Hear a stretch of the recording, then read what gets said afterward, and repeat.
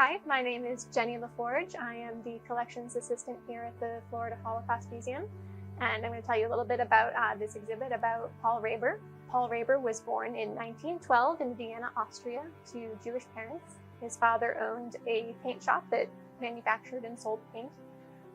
Unfortunately, in 1938, when Germany annexed Austria, the Rabers fled, but they were able to come to New York, where they opened a new paint shop. Paul enlisted in the U.S. Army in 1943.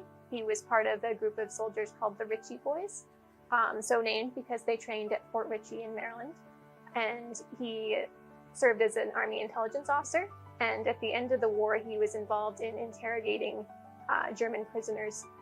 We have several items from Paul's life in Vienna before the war, including color sample cards and paint can labels from his father's shop, as well as sheet music for a song he wrote. The title translates to When Little Lily Laughs, and his thesis for his degree from the University of World Trade in Vienna. After the war officially ended, Paul served at Internment Camp 71, a former German POW camp that was repurposed by the United States Army to house Nazi officials while they were being interrogated. This is a kind of scrapbook that documents how the internees lived at the internment camp in the years 1946 and 1947. It shows the U.S. Army staff that worked there, the facilities, as well as the different ways the internees spent their time.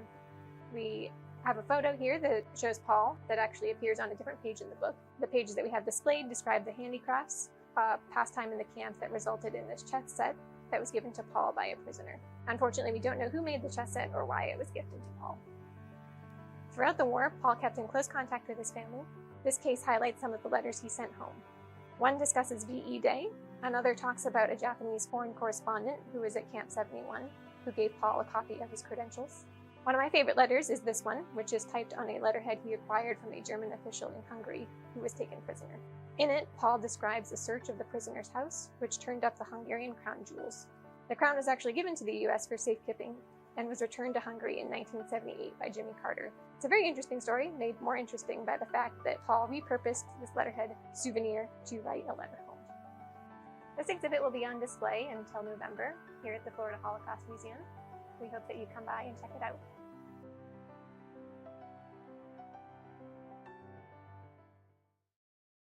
Hi, my name is Ted.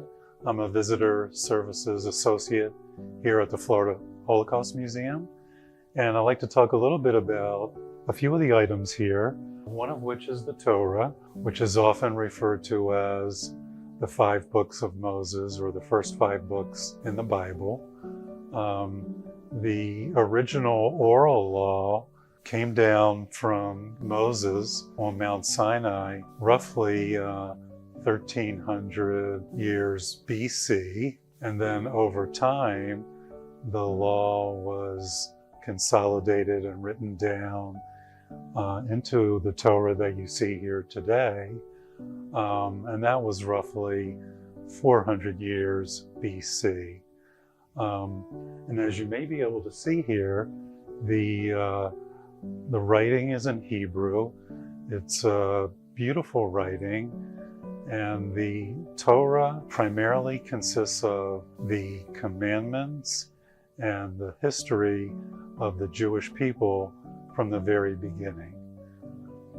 So what happens is we read from the Torah every week, generally on Shabbos every Saturday, and it's part of the Shabbos service, and it's very meaningful to me, since one, I read from it for my bar mitzvah, and also very often when I go to services, they'll give me an aliyah where I come up and I stand next to the Torah, say a few blessings, and then stand there while the Torah reader is reading from the portion for the week. Next to the Torah is the tallis, which is a prayer shawl, and it's a reminder of God's commandments. And it's worn every Saturday, as well as during the weekday in the morning for morning prayers. I had to wear one for my bar mitzvah, And the one that I wore for my bar mitzvah is the same one that both of my sons wore for theirs. So 3 of us have shared the same tallis, so it's very special for me. And I'd also like to talk about the menorah, which is used at Hanukkah. And there are many different kinds of menorahs to celebrate some very historical events that took place with the Maccabees. So the menorah represents the lighting of the candles for 8 nights, which is very similar to what happened when the Maccabees rededicated the temple and had enough oil, not just for 1 night, but for 8 nights. You can see these items on display at the Florida Holocaust Museum, and we look forward to seeing you for a visit here. At the Florida Holocaust Museum in downtown St. Petersburg, explore history, make connections, and be inspired. Meet individuals who experienced the Holocaust and read their stories. See artifacts that they rescued and understand why they are important. Learn about ordinary people who risked their lives to rescue Jews. Be inspired by survivor stories of hope and resilience. Find connections between your life and the people who were touched by this history.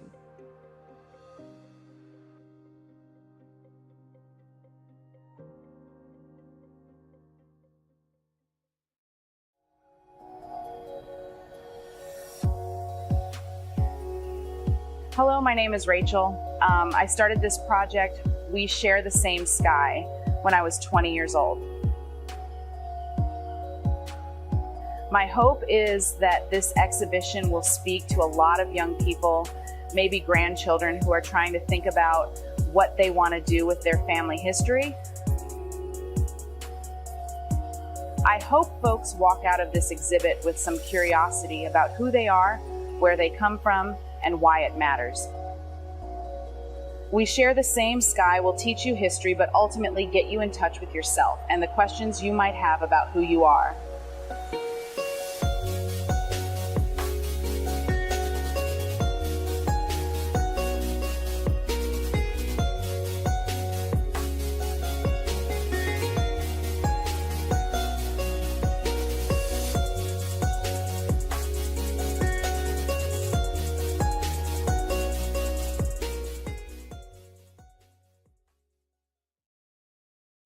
I began my research on Liesl Schick by first looking at interviews she had given to the Florida Holocaust Museum in the past. By looking at these interviews, I was able to gain an understanding of her life and her story, both before and during World War II. By using these, I was able to begin to construct a narrative on her life, which I was able to turn into this exhibition. Mainly for this exhibition, I used the interviews that Liesl Schick had given in the past to help understand her story and construct a narrative. Also, I was able to use artifacts that she had donated to the museum to gain a better understanding of what she went through and what she had during this time.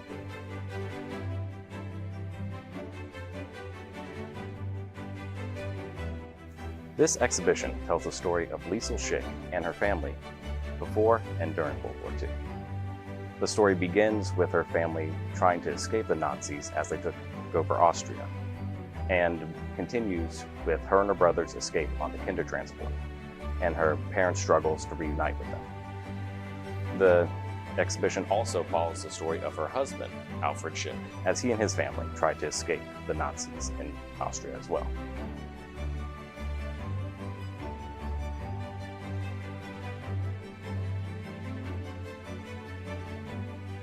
An artifact featured in this exhibit is Liesl's mother Charlotte's passport. You can tell that this passport was issued after the Nazis had taken over Austria because it has a mark that identifies her as a Jew. On this particular page, it also shows a travel visa that Charlotte had received to join her children in Great Britain. But unfortunately, the travel visa was canceled due to the start of World War II. Other artifacts featured in this exhibit include the landing cards used by Liesl and her brother Walter on their journey from Great Britain to the United States. These landing cards acted as both the boarding passes for them to board the ship to America, and also as visas for them to enter and live in the United States. This exhibition also includes the notebooks that Liesl used during this time period. These include school books that she used while attending school in Great Britain, the autograph book that she had from before the war that were signed by many of her friends in Austria before she left on the Kindertransport, and a personal journal that her parents gave her before she left on the Kindertransport.